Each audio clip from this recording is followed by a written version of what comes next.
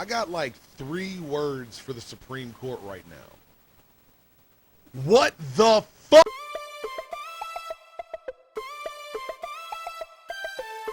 What's going on, everybody? It's your boy Rico, and this is Rico's Rants. Let's go ahead and get straight into it, man.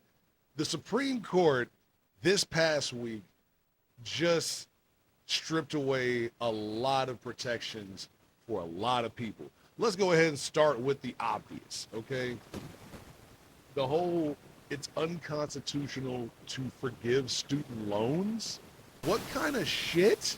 And the crazy thing is they did it in a real roundabout way to where they weren't like, we're not completely against student loan forgiveness, but we just don't think the executive branch would be the right people to do it. It'd be more of a legislative branch kind of thing. And it's like, wow. So now we pull in semantics out like crazy, which I guess is a judge's job to do. But at the same time, just putting a halt on that because of something that menial is very, very telling of, you know, who they're really worried about, who they're really worried about, because you know, the Supreme Court justices, they don't get voted in. They're assigned that, and then they're there for life, which means that when you've had a president like we had, you know, old President Peach, and you know, he decides to, okay, I'm going to throw who I want on the Supreme Court, we have to deal with that for the rest of our lives. People don't even understand, like, if you are a child when this kind of stuff happens, that means you're growing up with this shit. And honestly, it seems like they're kind of trying to keep it on the docks for, I don't know, there's so much corruption within the U.S. government that it's really hard to say why any of this stuff is happening, because of course we could go for just the obvious, believe what they say, which is very hard to do knowing what we know about this country. So there has to be some sort of backup reason. There has to be some sort of, oh, okay, well, we need to keep this an issue for, say, the next presidential election, or I really don't know, but all I do know is that Biden has made a lot of promises that he hasn't kept. And, I mean, that's pretty much what presidents do. I can't name a president that didn't make a whole bunch of promises and didn't keep them. But this one, people were really, really betting on. And it seems that it's just going to be a political talking point forever. And it's just going to keep people in debt. It's going to keep a whole generation of people from not even even wanting to go to college.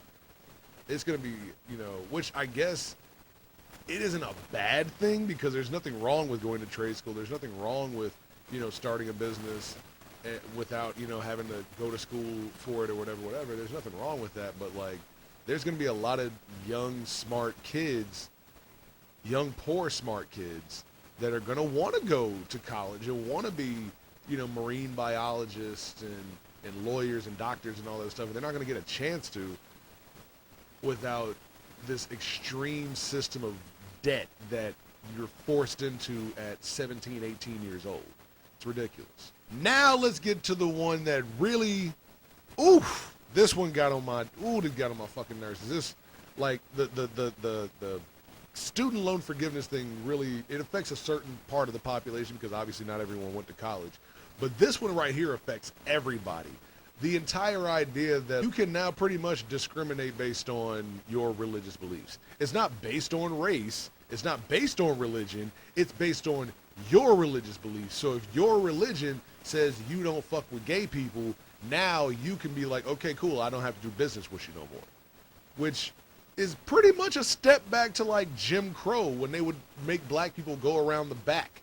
Like, and by the way, that's going to be a thing that happens too now. Somebody's going to say, oh, well, my religion says I don't really mess with black people like that, so I'm not going to serve you. And might I remind y'all, this all started with Roe v. Wade. This all started when they took the right to abortion back, when they said, fuck that shit.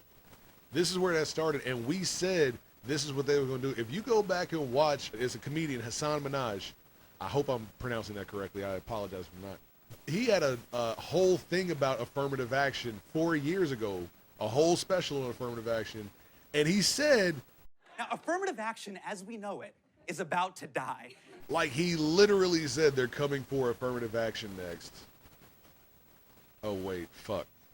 I realized I just got off on a tangent. I meant to still be talking about the right to deny business people because of your religious beliefs, and accidentally kind of just veered off into my next point, which is the Supreme Court completely taking away affirmative action in college admissions. Like, we're truly about to see a resurgence of all white colleges. The Supreme Court is essentially taking us back 50 years. Like, they've just said, fuck it, we're going back in time. We're gonna get in a hot tub or whatever, a DeLorean, whatever, and we're gonna go back in time. We're reversing all of this stuff so that this new generation won't know the freedoms of being able to go get an abortion, or not being able to be discriminated against in their college admissions and being able to get into whatever college they want to. And I can already hear it now, well, these white people. There's white people that have missed out on being able to go to the college they wanted to because of affirmative action, blah, blah, blah, blah. And it's like, no, look, stop with that bullshit. First of all, the amount of white children that miss out on an opportunity for a college education because of affirmative action taking their spots, that does not happen that much, dude. That's less than 1%, probably. I don't know the statistics. Look it up for yourself. But I can guarantee you it does not happen that much. Definitely not as much as about to happen. And there's going to be a lot of kids of all colors that ain't white not getting admitted to colleges simply because of whoever the dean of admissions is or whatever that college is going for. So if that college, let's say, I'll just go with the University of Memphis because that's where I'm at right now. Let's say the University of Memphis sees an uptick in crime, and the statistics show that the uptick in crime is being committed by a lot of young black males.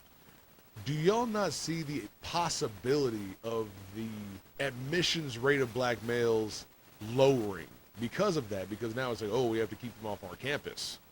We have to keep trouble off our campus. That'll be the excuse.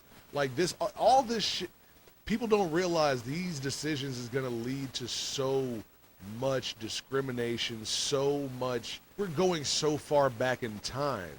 Like, and it's one thing when a fad comes back around.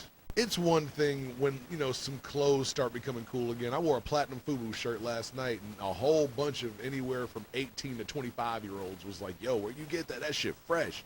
This is not the kind of going back in time that we need to be doing. And as much as I hate to say it, it's almost like they're inciting something, Like the people that was at January 6th was all like, oh, they caused this, they made us do that, you know what I'm saying? Like, they felt that the response was warranted because they were angry.